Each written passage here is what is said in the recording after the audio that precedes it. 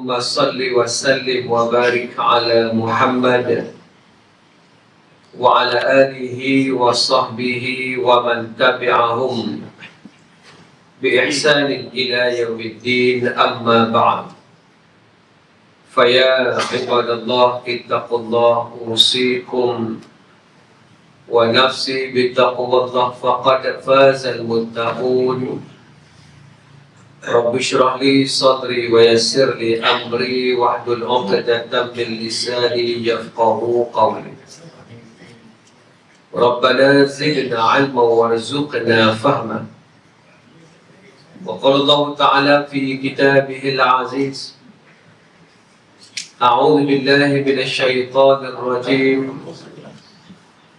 Wa ma Muhammadun illa rasulun qad qalat min qablihi ar-rusul. Afa in mata aw qutila inqalabtum ala a'qabikum wa may yanqalib ala aqibaihi falan yadurrallaha syai'a wa sayajzillahu syakirin. Tiadalah Muhammad itu melainkan Rasul, telah datang sebelum daripadanya beberapa orang Rasul. Apakah dengan sebab kematiannya kamu ingin berpaling daripada agama? Sadaqallahul azim. Pertamanya, marilah kita memanjatkan syukur pada Allah Subhanahu wa ta'ala. Alhamdulillah, pada malam yang penuh barakah ini dapat kita membuat sambutan sempena Maulidur Rasul. Tujuannya adalah untuk memasakkan kecintaan kita kepada baginda Nabi sallallahu alaihi wasallam. Kerana mencintai Nabi itu adalah suatu kewajipan yang tujuannya adalah menghubungkan cinta kita dengan Allah Subhanahu wa ta'ala. Sebab itulah kita lihat bahawa kasih Nabi ini perlu disemai, kerana mutakhir ini orang makin kurang menghayati, mengambil panduan daripada Islam. Terutamanya di akhir ini orang dah makin jauh daripada belajar sirah.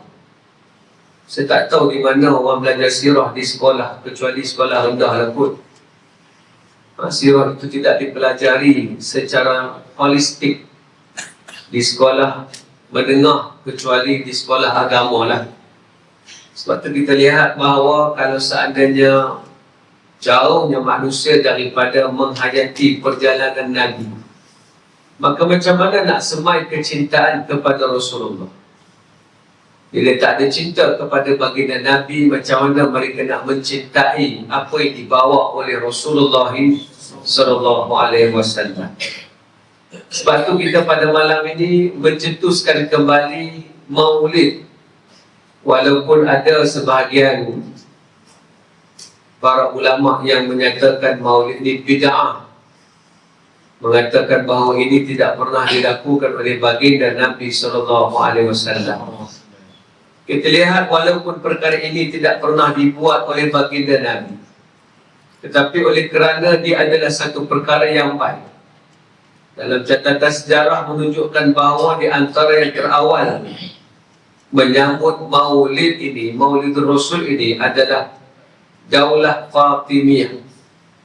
Daulah Fatimiyah ini adalah sebuah kerajaan Syiah di Mesir yang sekitar abad ke-4 Hijrah mereka pernah menyambut Maulid.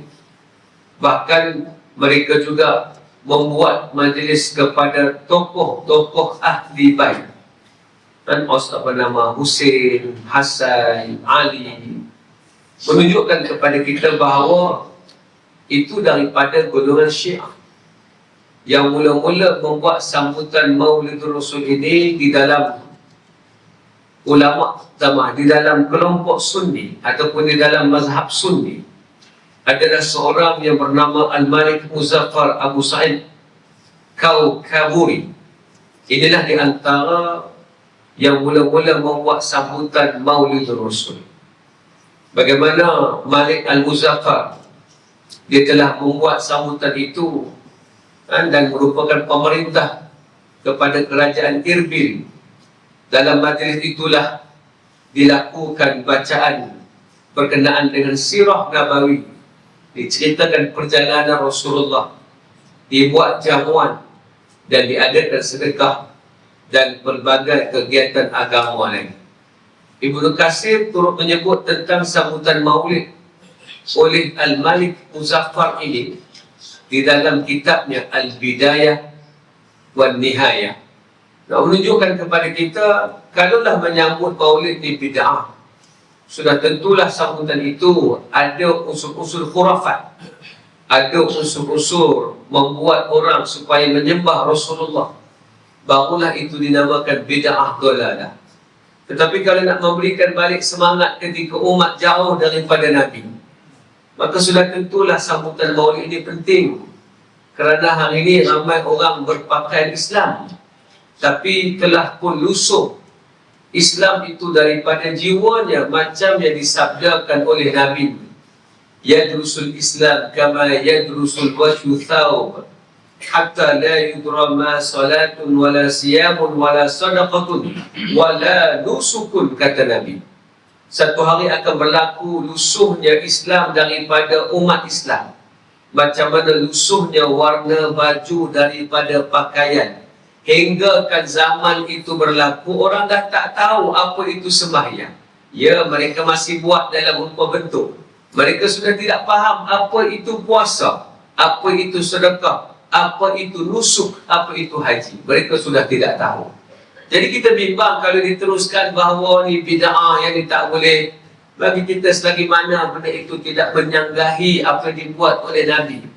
Memanglah kalau exactly menyambut hari jadi Nabi dengan tiup lilin atas kek, itu bid'ah lah. Tapi sekadar kita membuat sambutan begini sebenarnya untuk mengukuhkan kembali, terutama jiwa-jiwa ibu dan ayah yang hari ini makin longgar dalam memberikan pendidikan kepada anak-anak. Hari ini orang confused, tuan-tuan. Orang tak tahu yang mana benar, yang mana hak, yang mana batil. Orang tak tahu. Orang confused nak mengambil daripada siapa. Maka sekali nak ambil pada Nabi, dia pun tak tahu sirah Nabi macam mana. Dia pun tidak belajar tentang sirah Nabi. Sebab itulah ada orang mengatakan bahawa dirinya tidak sempurna macam Nabi. Macam mana nak ikut Nabi? Tuan-tuan, Nabi tidak mementingkan kesempurnaan. Sebab tu ada satu buku yang ditulis oleh Ustaz Khubat Ali, tak silap saya nama dia. Ustaz Khubat Ali, Ustaz Khubat Akhi. Dia menulis satu buku yang bertajuk Rasulullah pun seorang manusia. Nak bagi tahu Nabi ni ada kemanusiaan dia. Walaupun dia seorang Nabi, dia tetap sifatnya macam manusia. Ada masa dia terlupa, ada masa dia marah, ada masa dia kecewa, ada masa dia sangat down dan perlukan sokongan. Ada masa dia dalam keadaan merajuk kepada isteri-isterinya. Ada masa dia membenci kepada orang yang bercakap dengan satu ucapan. Ada masa Nabi terlupa apabila suatu perkara itu terjadi di depan Nabi SAW. So, kalau Nabi begitu, Allah pun menyatakan, innama ana basyarum mithlukum yuha ilayya. Hanya sahaja aku ni manusia, sama yang macam kamu. Cuma bezanya aku dengan kamu, aku diberikan wahyu. Kadang-kadang bila cerita macam ni, orang yang terlampau ta'assub dalam memberikan tafsiran kenabian, mereka kata mana boleh samakan Nabi dengan manusia? Kalau kita tak samakan Nabi dengan manusia, macam mana orang awam nak tiru Nabi SAW? Yang membezakan Nabi dua perkara. Nabi terima wahyu. Yang kedua, Nabi maksum, iaitu ghufira lahu ma taqaddama min dhanbi wa ma ta'akhkhar. Diampunkan dosa terdahulu dan dosa akan datang. Yang tu membezakan. Kerana Nabi berbuat kesilapan bukan dalam bentuk dosa. Nabi berbuat kesilapan dalam bentuk tersalah, dalam bentuk kemanusiaan, dalam bentuk ditegur oleh Allah Subhanahu wa taala. Kalau kita faham sirah, kita akan nampak macam mana Nabi bersifat sebagai manusia.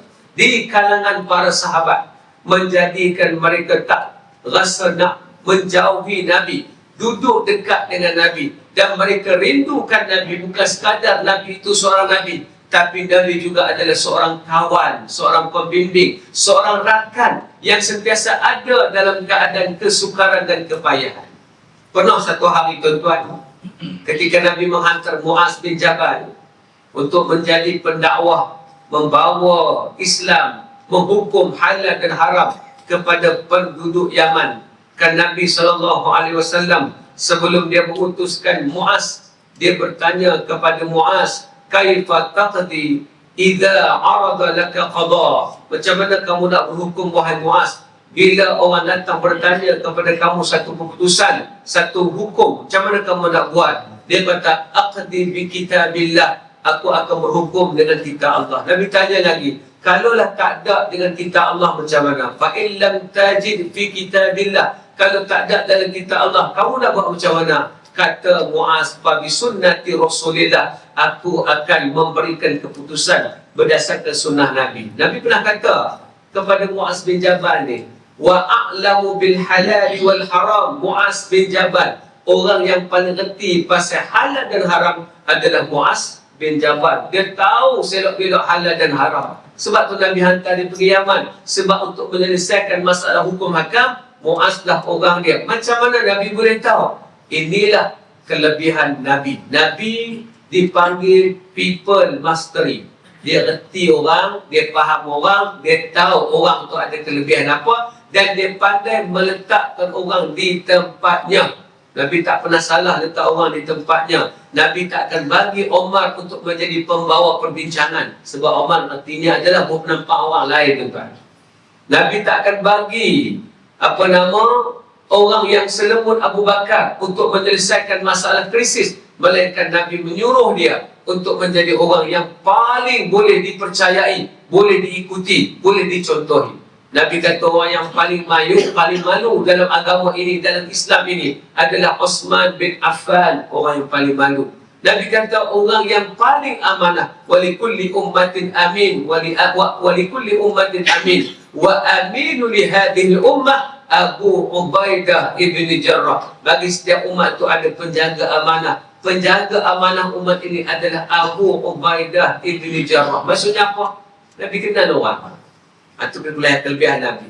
Ada orang klaim Nabi ni pandai belakang, Nabi ni IQ tinggi, Nabi kalau buat apa pun dia tak pernah tersilap. Jangan fitnah Nabi SAW, kerana Nabi juga manusia yang ada bab dia tidak pakar, ada bab dia pakar. Apa yang bab Nabi pakar? Nabi tidak pakar dalam bab pertanian. Apa beza orang Madinah dengan orang Mekah? Orang Mekah mereka adalah para peniaga.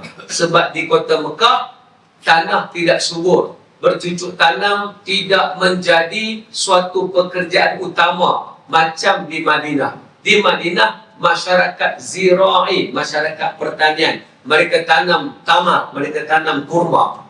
Mereka banyak kurma-kurma yang baik. Di kota Mekah masyarakatnya tijari, masyarakat yang berniaga. Nabi sejak daripada kecil sampai umur Nabi sekian, Nabi memang seorang perniaga. Sebab keturunannya berniaga, Nabi lebih pandai dalam bab perniagaan. Sebab tu Nabi reti nak menguruskan orang. Sebab hidup Nabi daripada umur 12 tahun sampailah Nabi besar, Nabi kerjanya pergi berniaga. Nabi tak pernah reti selok-belok pertanian. Jadi jangan kata Nabi pandai belaka. Bab petani pun Nabi pandai. Tak. Dalam bab pertanian bukan kelebihan Nabi SAW. Sebab tu masa Nabi sampai di kota Madinah, Nabi tengok orang Madinah, mereka nak suburkan tanaman mereka, mereka cantumkan kurma. Mereka cantumkan kurma. Di Malaysia ni orang panggil proses tu lah, ambil pohon lain, cantum dengan pohon ni, nak bagi pokok tu jadi makin kuat, makin hebat, makin banyak buah. Tiba-tiba Nabi berkata, tak payah cantum tu, asal tak cantum, okey. Para sahabat ingat itu wahyu. Mereka dengar ucapan tu, mereka pun tahu tu tak cantum pokok. Menyebabkan tahun tersebut hasilnya datang, pohon tidak banyak jadi. Sampai Nabi pun pelik, kenapalah tahun ni pohon kurma tak jadi banyak. Nabi pun tak ingat dah apa yang disebut kepada para sahabat. Tu kita kata,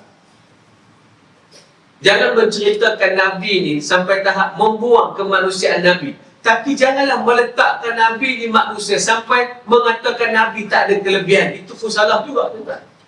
Jadi dalam kes demikian, tiba-tiba bila Nabi kata, kenapa tak jadi pokok kurma tadi? Maka sahabat pun kata Rasulullah, tidakkah kamu yang mengatakan tak payah cantum pohon kurma ni dengan pohon kurma ni? Kami pun tak cantum, kami ingat kamu telah bagi arahan gitu. Oh, Nabi kata, la antum a'lamu bi umuri dunyakum. Kamu lebih tahu dalam urusan agama, dalam urusan dunia kamu. Nak beritahu apa? Nabi bukan pakar dalam satu bab. Dalam bab perang, Nabi bukan pakar semua. Dalam peperangan Badar, Nabi turunkan para tentera. Nabi kata, kita menempat di sini. Ada seorang sahabat yang reti saya nak bela perang, berkata pada Rasulullah, ya Rasulullah, kau letak di sini sebagai penempatan kita. Hadza minal wahyi aw mir ra'yik. Ini adalah daripada wahyu atau ini adalah pandangan kamu Rasulullah. Nabi kata hadza mir ra'yi. Nabi kata ni pandangan aku. Bila sebut pandangan Nabi, dia berkata kalau pandangan kamu Rasulullah, tempat ni tak sesuai. Kerana kita perlu pergi tempat yang ada telaga, yang kita boleh pegang sumber air. Kalau jadi apa-apa, musuh akan kalah kerana mereka hilang sumber air. Kita akan menang kerana ada sumber air. Barulah Nabi kata, ikut pendapat itu. Kerana pendapat itu lebih tepat. Maksudnya apa? Nabi tak pakar semua benda. Tapi kepakaran Nabi, kenal orang dan letak orang di tempatnya. Sebab tu Nabi memuji para sahabat. Kerana mereka semua pembantu-pembantu baginda Nabi SAW. Tuan. Nabi yang tidak menamakan pengikut-pengikutnya sebagai anak murid. Tuan. Nabi tak namakan mereka anak murid. Muaz bin Jabal walaupun mengaji dengan Nabi, talaqi dengan Nabi, duduk dengan Nabi, Nabi tak kata, ini anak muridku. Di tempat kita disilahkan, ini tuan guru. Yang duduk depan tu adalah anak murid. Ini kiai. Yang di bawah itu adalah santri. Beza tak dengan Nabi? Beza. Nabi tak pernah kata, kamu anak murid aku. Kenapa Nabi tak namakan Abu Bakar anak murid dia? Omar anak murid dia? Osman anak murid dia? Kerana perbezaan anak murid dengan tok guru. Apabila tok guru buat silap, anak murid tak akan berani menegur kesalahan gurunya. Sebab tu apa ramai guru yang salah? Kerana anak murid tak berani tegur. Oh, nak tegur? Oh, dia tegur. Takkan nak tegur. Kita ni siapa? Ilmu kita setengah mana? Sampai dia cerita dalam kitab Dr. A'in Abdullah Qarni menceritakan satu kisah yang sangat menarik. Kisah satu ulama hadis nak meninggal. Masa nak meninggal itu, dia tak mengucap La ilaha illallah. La ilaha illallah. Anak murid ni segan nak mengajak La ilaha illallah pasal dia pun anak murid. Bila segan nak mengajak, mereka pun pergi dekat Tok Guru tu, mereka pun berkata, wahai Tok Guru, hadis ini kalau bermula dengan an begini, apakah hadis ini? Mereka nak suruh Tok Guru tu sebut, man qala la ilaha illallah fi akhir kalamihi dakhala jannah. Siapa yang sebut la ilaha illallah di akhir usianya, dia akan masuk syurga. Dia pun berkata, hadis ni macam mana Tok Guru? Tok Guru tu nak mati lah. Sebab tak mau sebut Tok Guru la ilaha illallah. Takut, malu. Sebab darjat anak murid sangat berbeza dengan Tok Guru. Nabi dah. Nabi kata, ashabi kan nujum. Ini semua kawan-kawan aku. Kalau salah, mereka akan bersama dengan aku. Kalau aku silap, mereka akan bagi pandangan. Ketika Nabi mengangkat tangan di dalam medan Badar, Nabi angkat tangan dalam keadaan Nabi berdoa. Nabi kata, Allahumma in tuhlik hadhihi al-isabah min ahli al-Islam lam tu'bad fil ardi abada. Ya Allah, kalau kau musnahkan kami dalam medan Badar ni, orang-orang yang mari perang ni, kalau kau musnahkan ya Allah, nescaya lepas ni tak ada dah yang akan menyembahmu ya Allah. Nabi terlampau takut. Sebab kalau kalah ni, habis. Tapi Nabi ada sahabat namanya Abu Bakar. Kafa bika ya Rasulullah, inna Allah qad sami'a du'a. Tak apa Rasulullah, Allah dengar doa kamu. Nampak tak tuan-tuan? Sebab tu Nabi hidup, orang jadi contoh. Orang tak kekok nak memberikan pandangan pada Nabi. Tuan-tuan, hari ni tak ada siapa orang ni bagi pandangan bila orang tertentu tu salah betul tak? Sampai tahap Sini yang panggil apa? Perdana Menteri ya? Bukan Menteri Besar. Ketua Imam. Ketua Siap. Ada orang tak berani tegur apa-apa. Sebab apa tuan-tuan? Bimbang tegur sekali. Syari tegur tak kena pula gaduh pula sekali. Tuan-tuan, Nabi sangat open tu. Peristiwa itu, dalam peristiwa Badar, Nabi tempatkan tentera di tempat yang betul kerana nasihat. Dalam peristiwa menyentuh pohon kurma itu, Nabi bagi pandangan.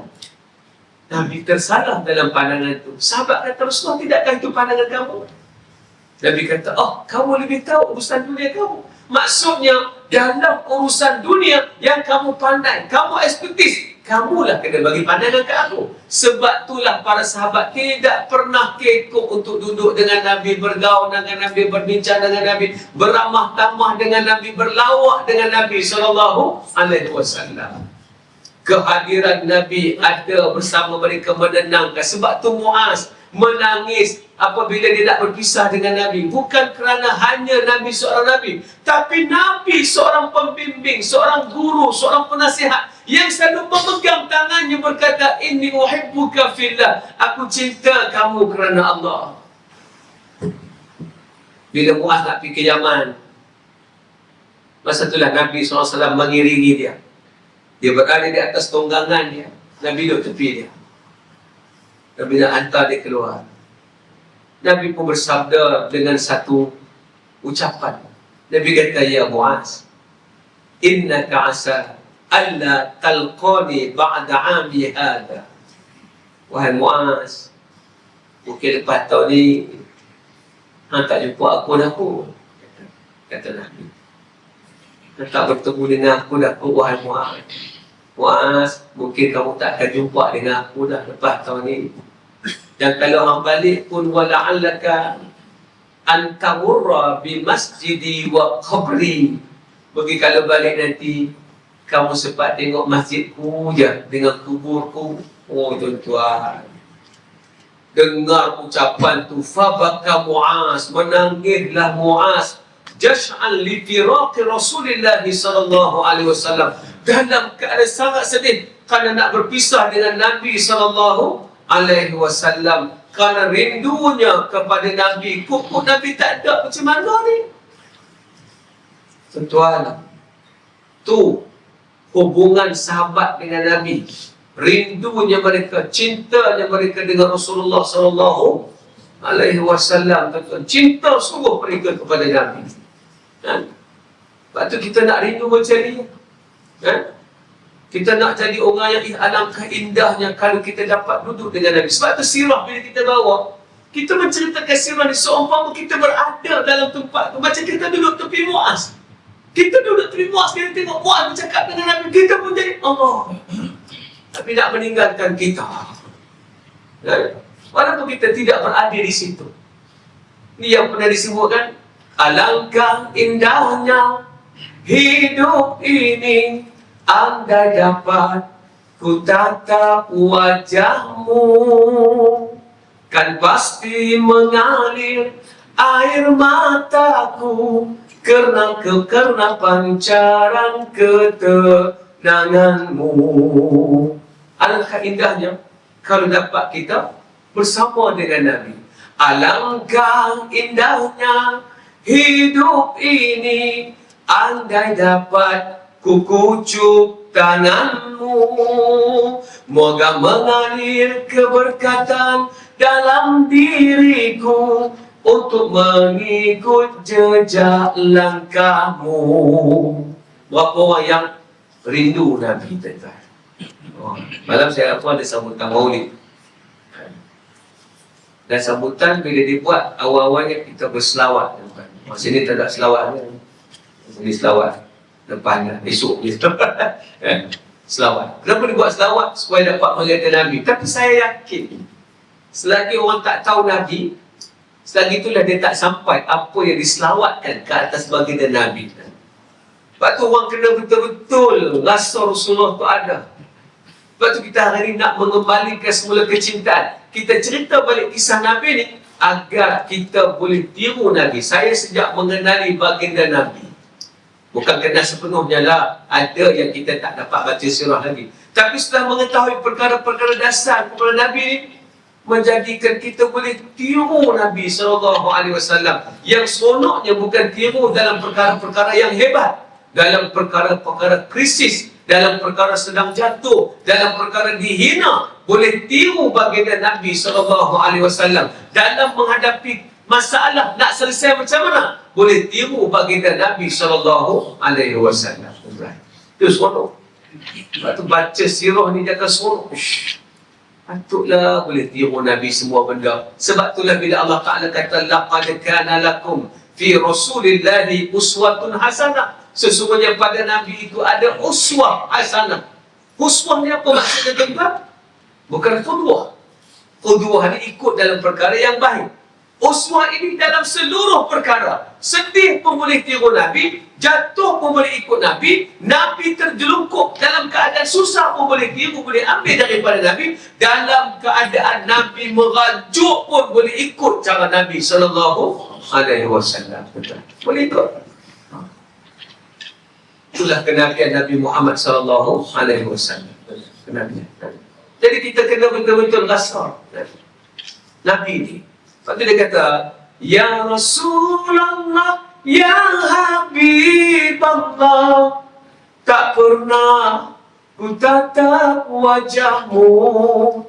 Ya Rasulullah, Ya Habib Allah, kami rindu padamu. Nak betul-betul rindu Nabi SAW. Macam Muaz merindui baginda Nabi SAW. Tuan-tuan, mereka ini betul-betul cinta Nabi kerana Nabi itu bersama dengan mereka setiap masa, duduk, berbincang, makan, itu menjadi nostalgia. Kan kita pun faham Nabi SAW ni dia wafat sama dengan tarikh dia dilahirkan. Tuan, Nabi wafat 12 Rabiul Awal tahun Gajah, Nabi dilahirkan 12 Rabiul Awal tahun Gajah, dan Nabi wafat juga 12 Rabiul Awal tahun 11 Hijrah. Makna tarikh Nabi beranak, Nabi lahir tu sama dengan hari Nabi wafat. Sebab tu ada kawan saya melawak, Ustaz, hari ni jadi Ustaz, jaga hari ini Nabi mati kan?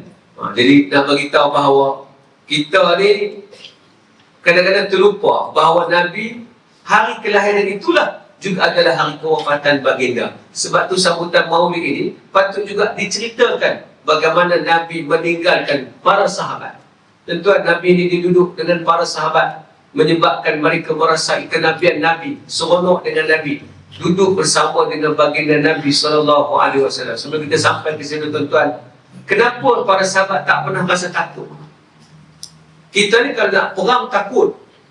Tapi Allah rakam dalam Quran dalam peristiwa perang Ahzab, perang Khandaq, para sahabat sikit pun tak takut.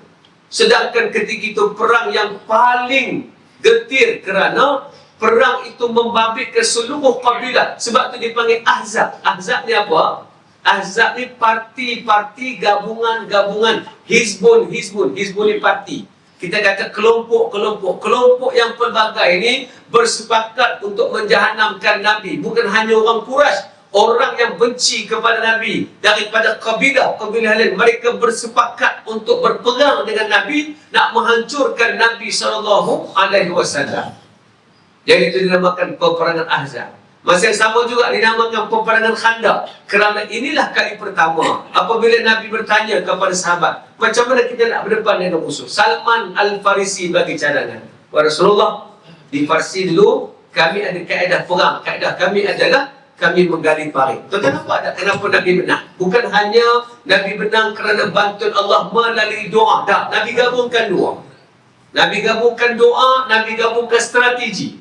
Kita ni duk bimbang dan duk syarah-syarah agama ni, kita selalu kata Nabi menang kerana bantuan Allah. Nabi menang kerana bantuan Allah. Bukan salah. Tetapi ada satu hidden yang telah disembunyikan daripada pengetahuan kita. Nabi menang bukan hanya dengan bantuan Allah. Nabi gabungkan bantuan Allah dengan perancangan yang sangat teliti. Nabi tak pernah perang sembrono tuan-tuan. Nabi kaedah perangnya Nabi tahu macam mana nak atur strategi tuan-tuan. Dalam perang Uhud adalah perang yang amat dahsyat. Tentera musuh keluar 3,000 orang. Tentera Islam keluar lebih kurang dalam 1,000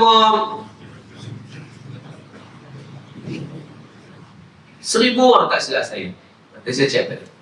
Tapi orang-orang munafik telah menarik diri daripada Nabi, meninggalkan tentera-tentera Islam. Nabi dah kata, perang kali ni, perang ni tak diberitahu tau. Jalan-jalan baru diberitahu nak pergi ke Bukit Uhud. Nabi kata, perang kali ini, strateginya adalah pemanah di atas bukit, infanteri yang berada di bawah, buat kerja, bahawa jaga pengawasan di bawah. Orang di atas bukit yang ditempatkan 50 orang, jangan turun. Tak boleh turun. Wasabbitil aqdam, kukuh pendirian kamu di situ. Nampak? Strategi di dalam perang Uhud adalah pemanah. Strategi dalam peperangan Badar adalah menjaga telaga bahawa sumber air tidak terputusan. Strategi dalam peperangan Ahzab adalah parit agar musuh tidak boleh masuk ke dalam kawasan kota Madinah. Madinah ni betul-betul rahmat. Di belakangnya adalah bukit bukau yang menyebabkan musuh tak boleh masuk ke belakang. Kecuali di celah-celah bukit bukau itu ada sebuah kampung Yahudi. Kampung Yahudi itulah yang cuba dimasuki oleh musuh Islam. Kerana Yahudi yang duduk di dalam perjanjian bersama dengan Nabi dah pun cuba untuk membuka belakang jalan itu agar tentera-tentera musyrikin boleh masuk. Tapi Nabi dapat ta'awan. Nabi tutup tempat itu. Dan Yahudi itu telah mengkhianati baginda Nabi SAW. Azan dulu kan Tuan? Azan dulu insyaAllah. Kat mana lah sambut itu? Puan.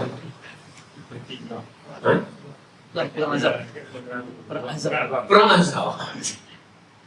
Sebelum itu perang Uhud, ya betul. Nabi SAW keluar 1,000 orang, tetapi tentera munafik tarik diri 300 orang. Sebab dalam perang tu, dalam perang Uhud ni, kerana Abdullah bin Ubay tidak berpuas hati kerana bila mereka keluar, Nabi tak beritahu nak ke mana. Nabi hanya bagi arahan. Dia rasa hati sebab kenapa Muhammad tak bincang dengan aku? Siapa aku ni? Sampai di tengah jalan, mereka tarik tentera mereka. Sepatutnya tentera musuh 3,000 orang, tentera Islam 1,000 orang. Tapi 300 orang tarik diri di tengah jalan. Tinggal tentera Islam 700 orang. Tuan-tuan kena ingat, dalam perang Uhud itu, Khalid Al-Walid masih lagi panglima perang kepada kaum musyrikin. Khalid Al-Walid strateginya sangat licik. Tetapi Nabi telah mengeluarkan arahan dalam perang itu jangan tinggalkan bukit walaupun 700 orang berhadapan dengan 3,000 orang. Nampak tak ada strategi? Sampai Ahzab maka digali parit. Masa gali parit ni tuan-tuan, jangan tengok dari segi perancangan. Tengok dari segi pelaksanaan juga. Sebab tuan-tuan ingat senang ke nak gali parit dalam keadaan semua tak cukup makan? Semua kelaparan. Nabi pun lapar, mereka pun lapar. Nak gali parit pula kena ambil masa yang sangat singkat. Perlukan masa yang sangat singkat dan mereka berjaya menggali parit itu 6 hari 6 malam. Tuan-tuan, di depan kawasan kota Madinah nak tutup supaya sampai ke bukit ini, sampai ke bukit sini, mengambil masa 6 hari 6 malam. Lubang yang digali itu mesti dalam. Bila kuda jatuh tidak boleh naik, dan bila kuda melompat tidak boleh seberang ke sebelah. Itulah yang dibuat oleh mereka. Tapi Nabi ni bukan diktator. Sebab tu orang sayang ke Nabi. Nabi tak kata gali parit, kamu kena gali sebab aku Nabi. Tak. Nabi kata apa? Nabi turun sekali bersama dengan mereka. Di perut Nabi pun ada ikatan batu yang Nabi juga kelaparan. Masa Nabi turun menggali dengan mereka, masa itulah Nabi berdoa kepada orang Muhajirin dan Ansar. Nabi kata, Allahumma la aisha illa aishul akhirah faghfir lil ansar wal muhajirah. Ya Allah, tiada kehidupan melainkan kehidupan di akhirat. Kau berilah keampunan kepada kelompok Muhajirin dan Ansar.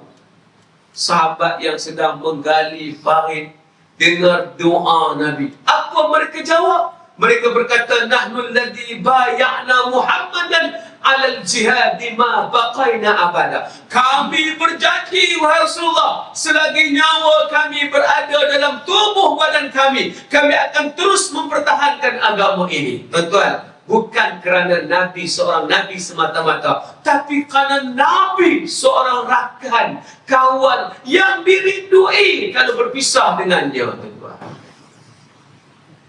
6 hari dan malam. Tak ada seorang pun sedih. Sebab yang nak datang tu azab.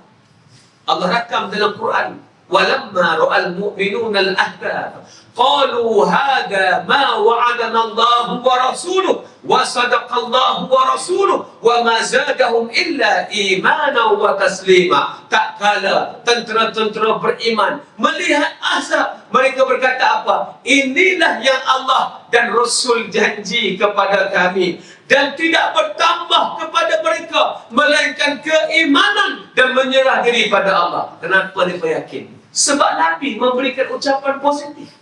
Masa duduk gali parit tu ada batu besar, para sahabat tak mampu, Nabi datang memecahkan batu itu. Bukan hanya kekuatan Nabi memecahkan batu itu saja. Bila Nabi pecahkan dan berjaya memecahkan batu itu, Nabi kata, aku melihat Islam akan menang suatu masa nanti. Para sahabat rasa kuat kerana Nabi tak bersedih, tak takut bila berhadapan dengan tentera musuh, walaupun mereka jumlah yang sangat sedikit. Tuan-tuan, kalaulah itu pemimpin yang duduk dengan kita, agak-agak rendah. Sebab tu kita rindu Nabi. Sebab Nabi begitu.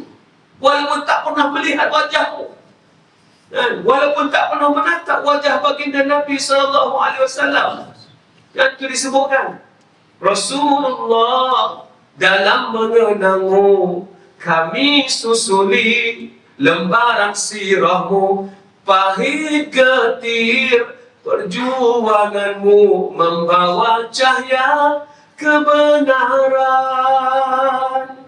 Engkau taburkan pengorbananmu untuk umatmu yang tercinta, biar terpaksa tempuh derita, cekannya hatimu menempuh ranjaunya. Tengok Nabi merempuh ranjau susah payah untuk membina kekuatan bagi kita. Adakah kita tak mensyukuri ada Nabi demikian, tak merindui untuk bertemu dengan dia, tak merasakan bahawa itulah orang yang ingin kita jumpa bila sudah sampai masanya nanti. Budak zaman sekarang, tuan, Allah, bila tengok sedih. Bukan saja tak mencintai Nabi, bahkan mereka mempertikaikan pembawa warisan Nabi, para ulama, al-ulama warathatul anbiya, al-anbiya la yarithu dirhamun wala dinara. Para ulama diwaris Nabi, Nabi tak wariskan dinar dan dirham. Mereka boleh kutuk ulama kan? Ini dia ni bukan tiap pun IQ rendah, dia boleh sebut gitu. Kita kena, kita kata budak ni faham tak faham ni. Kalau duduk depan aku kesempok dia budak ni. Pasal apa? Hilang respect dia kepada pembawa warisan Nabi. Sebab kalau kita tak boleh tengok Nabi, kita tengok orang yang mencintai Nabi, membawa jalan seumpama kenabian, yang meniru sunnah Nabi SAW. Fala taqun aynaka anhum turidu zinatal hayatid dunya. Jangan berpaling daripada orang-orang soleh kerana kamu cintakan dengan kehidupan dunia. Jangan, dunia ni sementara ya tuan. Jangan. Oh, itu tuan. Hidup ni adalah perjalanan. Berjalanlah bagaimana mengikuti jalan Nabi. Jadi, begitulah pergaulan mereka dengan sahabat, dengan Nabi. Sebab tu mereka tak ada apa. Sampai satu masa, tuan-tuan, bila dah Islam ni kuat, sampailah berlakunya peperangan Hunain, tuan-tuan. Id a'jabatkum kathratukum falam tughni ankum syai'a. Allah rakam dalam Quran. Wa yawma Hunain id a'jabatkum kathratukum. Bila kamu rasa bangga dengan jumlah kamu banyak, tapi tiba-tiba kamu hampir kalah, Allah memenangkan kamu. Dalam perang Hunain dia menarik, tuan-tuan. Bila Islam menang, pada masa itu ada tentera-tentera yang baru masuk Islam. Sebab Hunain yang terjadi lepas Fathul Makkah. Yang menarik apa dia? Nabi memberikan harta rampasan perang kepada mereka yang baru masuk Islam. Maka orang-orang Ansar dan Muhajirin yang dah lama bersama dengan Islam, mereka rasa hati, tak dapat ni, takkan mereka semua. Kita ni dah lama berjuang, tidak tuan-tuan. Kan macam itu kita sebagai manusia, tidak? Kata tuan tak macam tu. Tuan-tuan, dah lama dah aku duduk dengan dia, tiba-tiba bagi ke orang baru, saya buat apa yang aku tak dapat langsung ni. Itulah para sahabat. Sahabat orang juga, bukannya malaikat. Dia pun terasa jugalah. Hak mana-mana baru masuk Islam, hak pemimpin-pemimpin Nabi bagi semua. Kita ni dapat sikit ya. Tuan-tuan, ketika Nabi dengar ucapan tu, Nabi kata apa? Wahai sahabat-sahabat, mereka itu kuberikan harta dan mereka mendapat harta, tetapi kamu akan tinggal dengan aku dan aku akan balik dengan kamu di kota Madinah, dan aku akan duduk dengan kamu dan bersama dengan kamu, dan aku tidak akan melari daripada kamu. Kamu tak dapat harta, tapi kamu dapat aku. Sahabat rasa syukur kerana Nabi lebih rela meninggalkan harta itu dan balik daripada Mekah, balik semula ke Madinah, dan tidak mahulah berada di Mekah walaupun Nabi asalnya orang Mekah. Patutnya bila berlaku Fathul Mekah, Nabi akan pulang semula ke Mekah. Tapi tak, Nabi kita tidak. Wahai sahabatku, aku akan bersama dengan kamu, aku akan duduk di Madinah. Mereka dapat harta, tapi kamu dapat aku. Tuan-tuan, ini yang menyebabkan kita rasa bahawa tinggi pekertinya.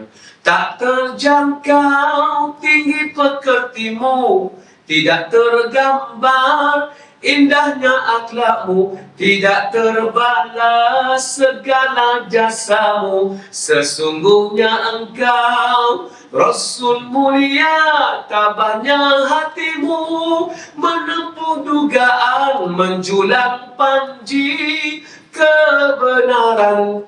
Apa dia? Lupa dah. Menjulang panji kemenangan, terukir namamu di dalam Al-Quran. Itulah Nabi SAW. Terakhir tuan-tuan, tak mau panjang. Ada makam tadi? Ada. Sebab itulah bila Nabi wafat, ada sahabat yang tak boleh duduk di Madinah. Tak boleh. Sebab mereka tak sangka Nabi wafat ketika itu. Kerana Nabi tak ada tanda-tanda nak wafat. Melainkan masa Nabi sakit tu, orang kata, tak kalau Nabi dah wafat ni. Sebab Nabi kan lepas daripada Hajjatul Wada', Nabi jatuh sakit, demam. Jangan kata, Nabi umur 63, kita ni hidup panjang-panjang pun elok dah 63. Tapi kena faham, Nabi 63 tak ada siapa sakit. Dia tak ada kecil manis, gambar tinggi kau, tak ada kan. Jadi itu beza Nabi wafat dengan kita wafat, beza tuan. Jadi sebab tu kita kata bila Nabi dalam keadaan demam panas, daripada bulan Zulhijjah, Muharram, Safar, Rabiul Awal.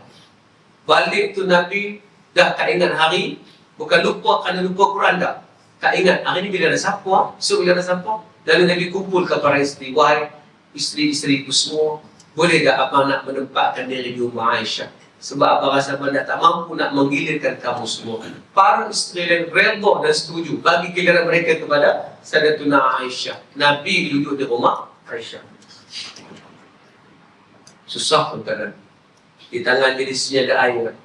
Sambil celup air, sapu di muka tuan-tuan.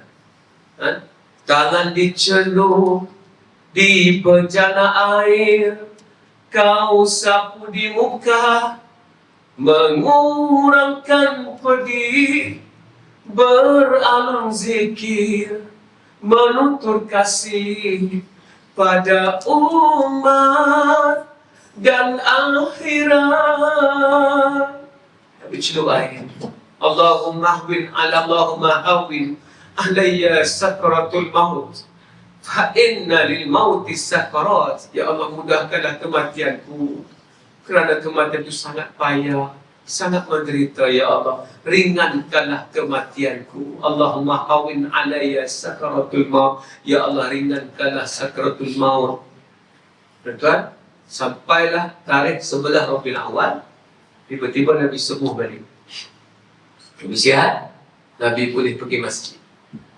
Ini setengah orang terperangkap tadi dia sakit lama, tiba-tiba dia sihat. Alhamdulillah sihat. Kadang-kadang sihat tu Tuhan nak bagi peluang untuk dia buat wasiat kepada keluarganya. Jangan pula tuan kata, oh macam tu tak sakit teruk, nak mati. Bukan begitu. Tapi nak bagi tahu, itulah keadaan yang berlaku pada Nabi.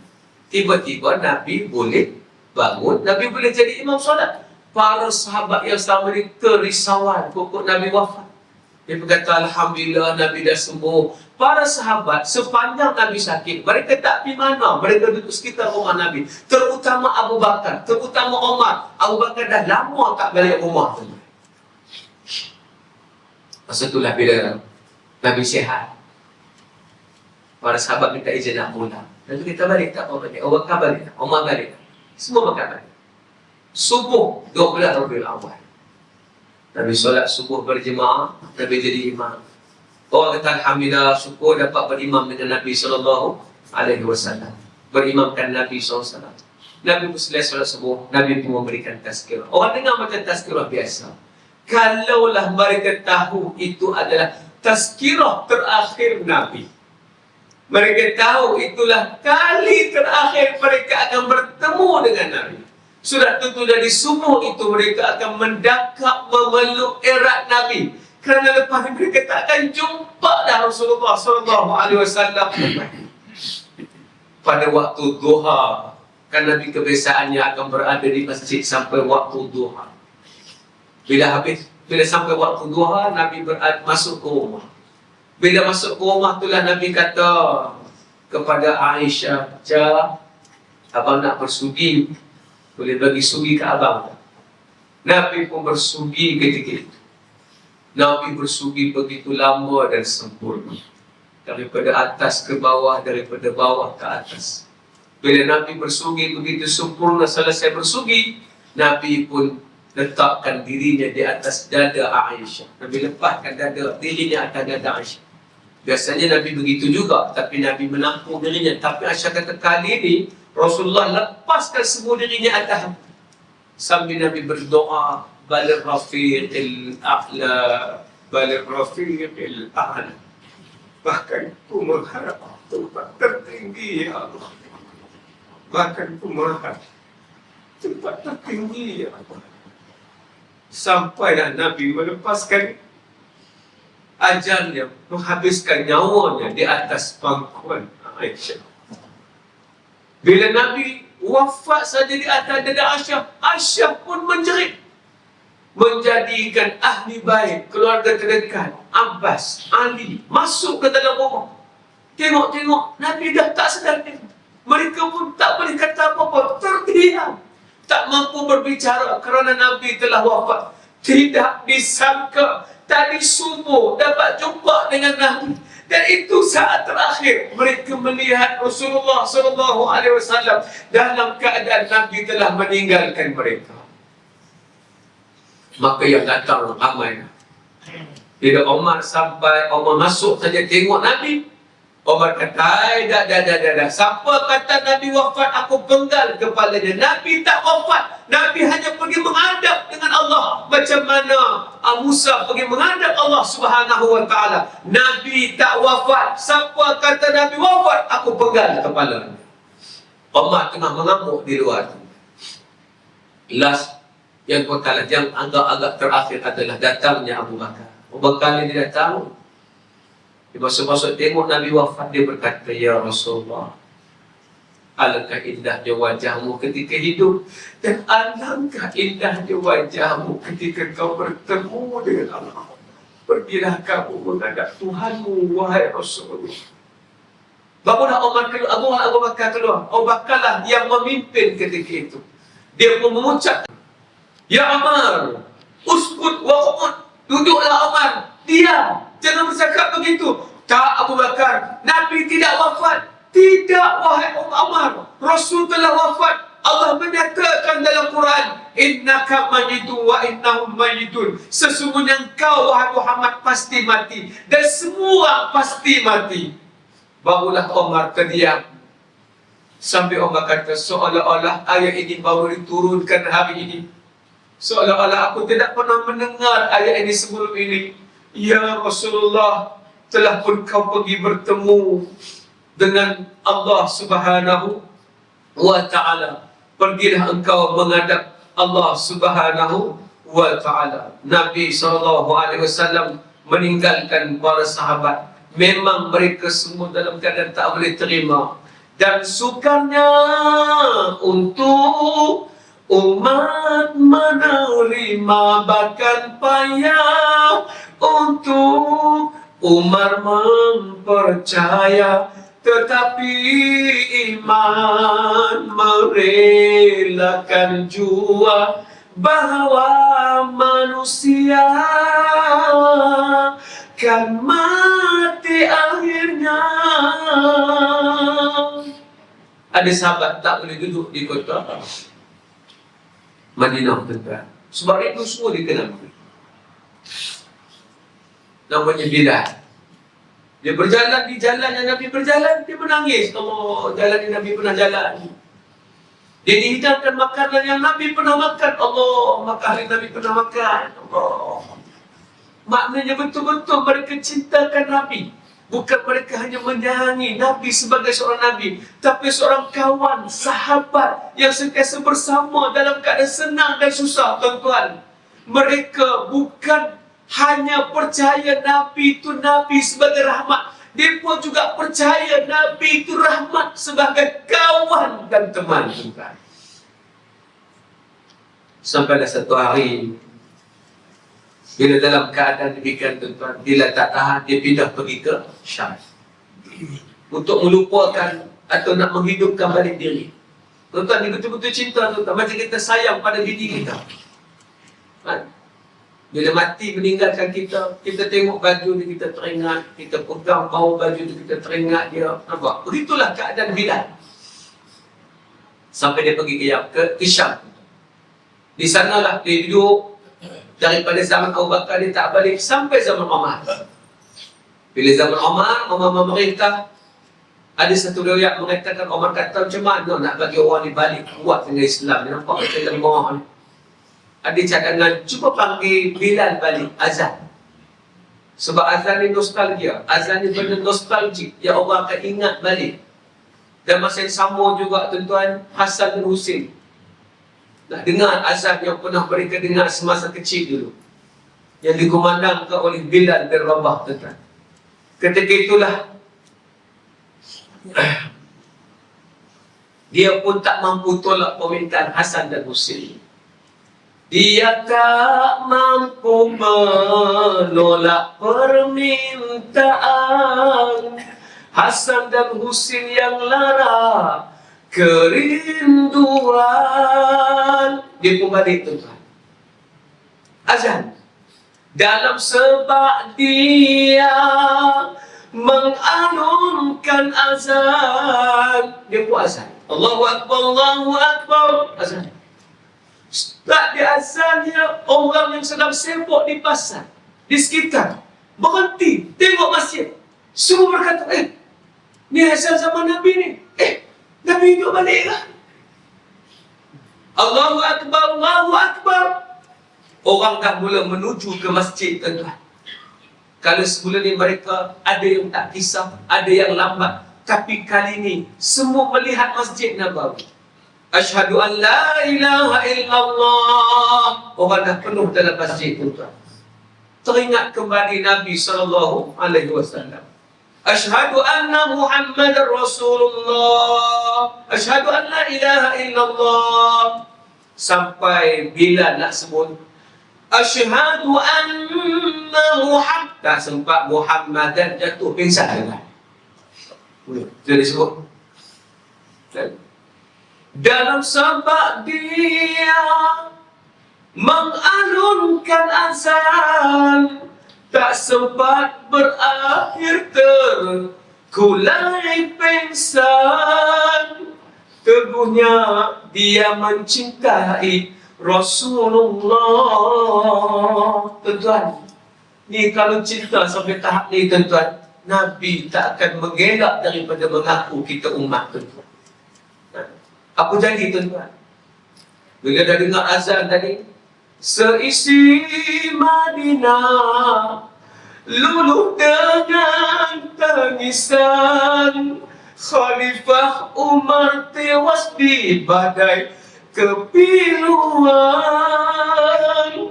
Semua menyangka Rasul kini kembali. Semuanya ilusi, tak mungkin terjadi.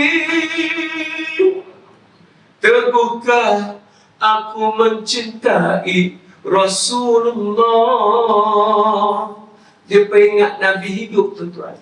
Dia pun rasa, Nabi Umar pun tewas kerana mendengar azan yang pernah ada di zaman baginda Nabi SAW. Tuan-tuan,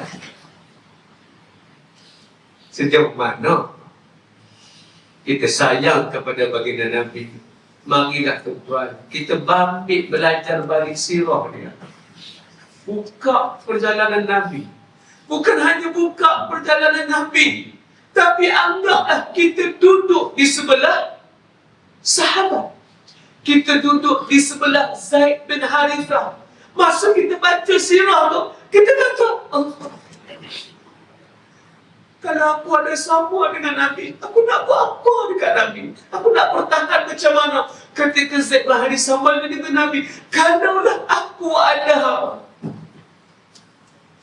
Lepas tu ada lagu kan, Lau kana bainana Habib, kalau bersama kami Rasulullah, apa kami nak buat? Tuan-tuan, jom kita bermula dengan membaca balik sirah. Malam ini hanyalah cetusan untuk kita kembali mengingati baginda Nabi sallallahu alaihi wasallam, agar kita merindui Nabi. Tahu malu nak menyatakan cinta sebab kita tak sempurna. Nabi tak perlukan sempurna. Nabi mahu kita berani tak menyatakan cinta padanya. Malu rasanya menyatakan cinta kepada dia, kekasih Allah, kerana dirinya insan mulia, sedangkan diriku insan biasa. Malu, tak berani, tak apa, pujuk diri, ya Rasulullah, aku tak sempurna, tapi aku nak mencintaimu, ya Rasulullah. Ku pujuk jua hati dan jiwa, meluahkan rasa cinta membara di dalam pujian, ucapan selawat, tanda penghargaan seorang umat. Marilah tuan-tuan, berakhir tak berpanjangan.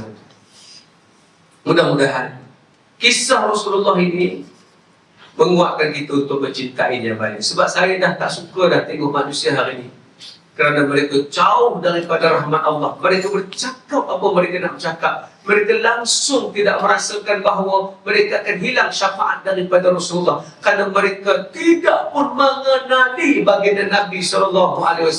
Yang paling malang sekali, ayah tak kenal Nabi. Macam mana nak cerita kepada anak-anak tentang Nabi SAW? Marilah tuan-tuan, pengajian sirah sama penting dengan pengajian tafsir, sama penting dengan pengajian hadis, sama penting dengan pengajian tasawuf. Tak belajar sirah, maknanya tak kenal membawa kecintaan daripada kita mencintai Allah sampai mencintai Rasul, mencintai Rasulullah sampai mencintai Allah. Macam Ustaz baca tadi, Qul in kuntum tuhibbunallaha fattabi'uni yuhibbukumullah.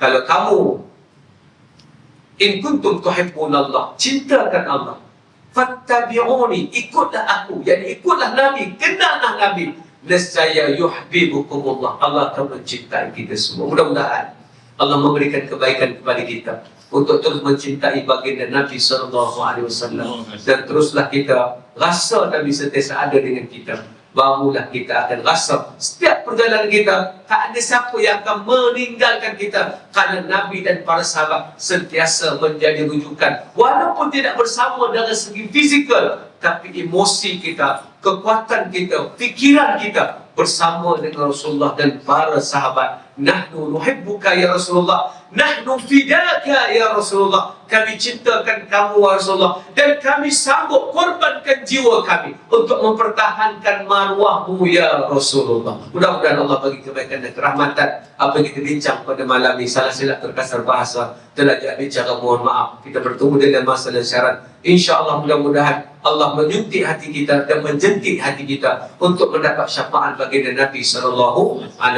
Wallahu ta'ala alam. Di belakang sana tuan-tuan ada tabung untuk Ustaz Pro, sebuah projek yang kita buat tujuannya untuk menggalakkan orang mengikuti program agama, kuliah agama yang pendek dan pengisian agama yang pendek di dalam aplikasi kita bernama Ustaz Pro, USTAZPRO.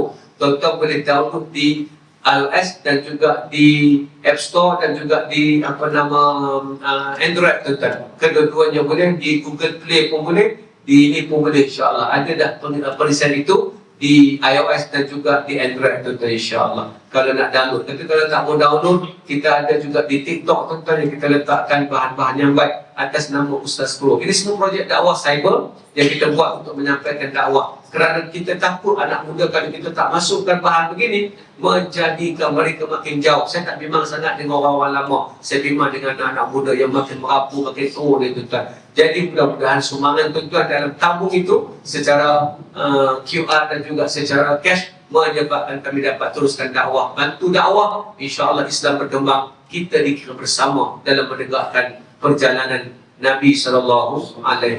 Terima kasih. Assalamualaikum warahmatullahi wabarakatuh. Waalaikumsalam.